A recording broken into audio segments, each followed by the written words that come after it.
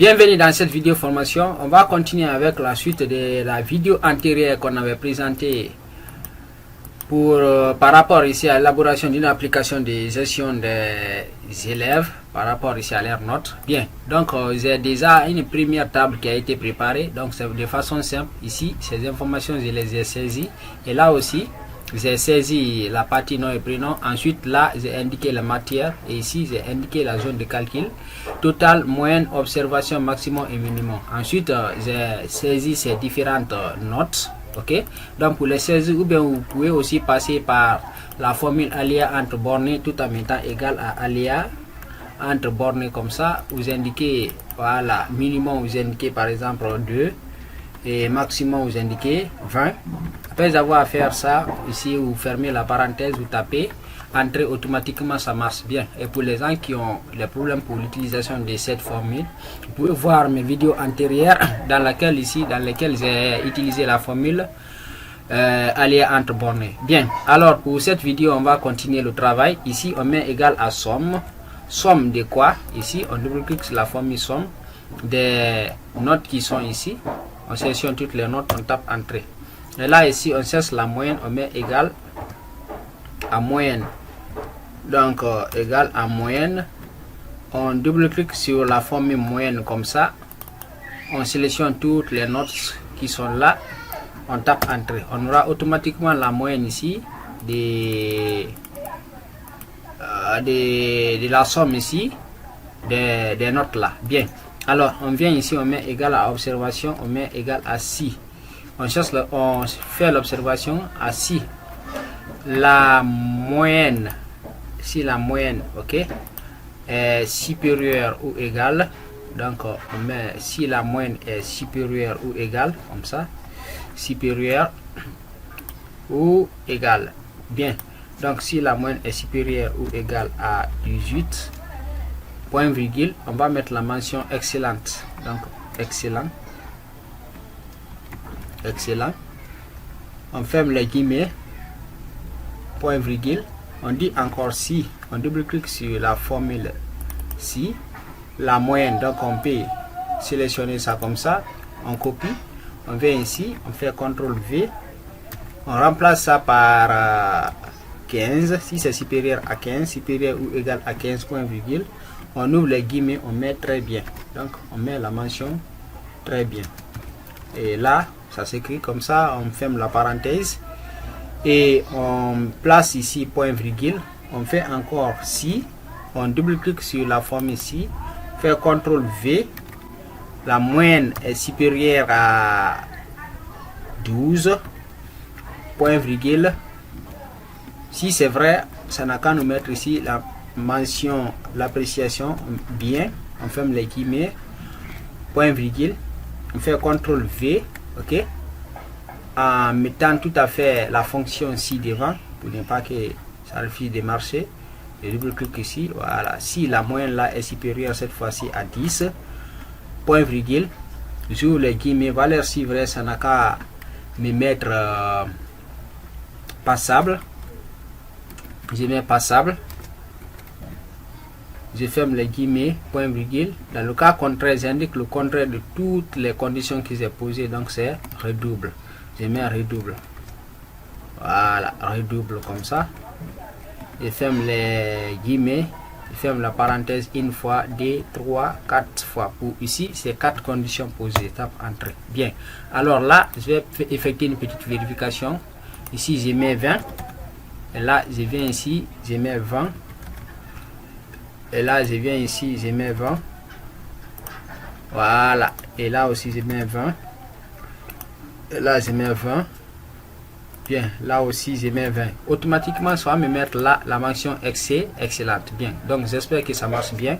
Et là je viens ici, je mets égal à max, je double-clique sur la formule max comme ça, je sélectionne toutes les notes qui sont comme ça, tape entrée, et là je viens ici minimum, je mets égal à min, je double-clique sur la formule min, je sélectionne toutes les notes qui sont comme ça, tape entrée. Bien, donc j'ai un minimum et maximum là, et là je me positionne ici, je duplique jusqu'en bas, ça va calculer le reste, et là aussi c'est la même chose, j'ai fait ça, ok, j'ai effectué un double clic ici, ça va calculer le tout. Là aussi c'est la même chose, et là aussi, voilà. Et idem aussi pour cette partie, je duplique, ça va me chercher le tout. Bien, de façon générale, je peux effectuer une sélection générale aussi comme ça, et je centre ces informations comme ça marche bien. Ok, là qu'est-ce qu'il reste à faire? Je vais ici trier, ok, je peux trier, je peux ne pas trier, ça dépend, ok. L'essentiel est que ici j'ai déjà ma base de données préparée. Donc pour trier, en fonction des moyennes, je me positionne ici. J'insère une colonne, voilà, j'insère une colonne, je mets ici rang, voilà, je mets ici rang, et là je me positionne ici, je mets égal à rang, je double-clique sur la formule rang, je vais demander le nombre c'est ça, ok, point virgule, et la moyenne c'est de là, du premier élève, ok, c'est de la première note que j'avais sélectionnée. Voilà, je vais voir si ça peut marcher bien, ou bien j'utilise autre procédure. Bien, et là je clique sur échapper pour reprendre, je mets égal à rang, j'ai double clic sur la formule rang comme ça, et là je sélectionne ici point virgule, et là de là jusqu'au dernier élève. Je fais l'adressage absolu sur ma touche fonction 4 comme ça, je renforce par $, je ferme la parenthèse, tape entrée. Bien, alors ici il me met 0,1, c'est pas mal, je sélectionne.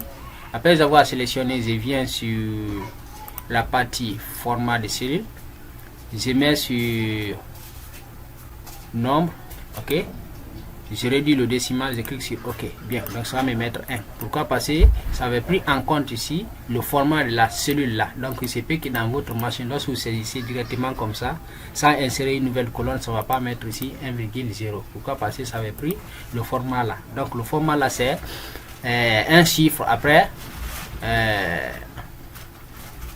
la virgule. Donc c'est pour cela que ça m'avait mis là-bas 1,0. Bien, donc je duplique comme ça et puis ça marche bien.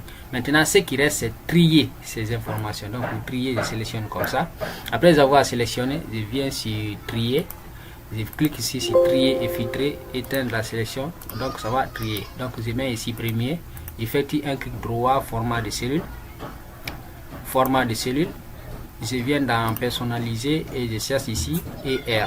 Ici je vais mettre premier et R, voilà. Si je ne retrouve pas, je prends le format là, je viens, je personnalise, j'enlève ça avec la touche de direction, je rentre au milieu, j'enlève ça aussi, je mets ER, et là aussi je viens, je mets $ ici devant, donc je me positionne ici, là je clique, je mets $ ici, donc je mets $, là je tape espace, et le point virgule qui est là, je l'élimine là avec les dièses. Bien, donc on aura ça,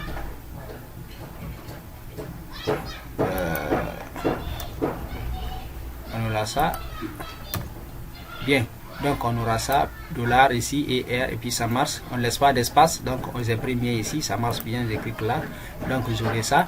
Mais pour mettre deuxième, je me positionne ici, j'effectue un clic droit, format de cellule, donc dans nous la partie format de cellule, je viens dans personnaliser, je sélectionne la dernière formule que je viens à peine d'utiliser, qui s'est positionnée en dernière position là, je mets EM, donc je veux que ça met M, donc je mets M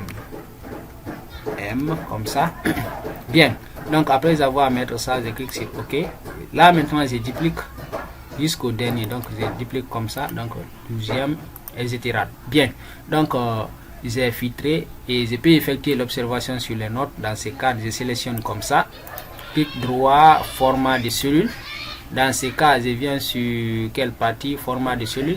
Donc je viens sur la partie mise en forme conditionnelle, règle de mise en surbrillance. Je viens ici, valeur inférieure à, donc je mets 10, valeur inférieure à 10, ça n'a qu'à me mettre ça en couleur verte. Donc je sélectionne la couleur verte comme ça, ou bien bas. Je sélectionne ici, c'est remplissage, ça marche bien. Alors là, je viens ici au niveau du test, encore j'effectue une observation. Je viens dans mise en forme conditionnelle, cette fois-ci test qui contient. Je viens là, test qui contient quelle valeur? Donc redouble. Donc je mets redouble.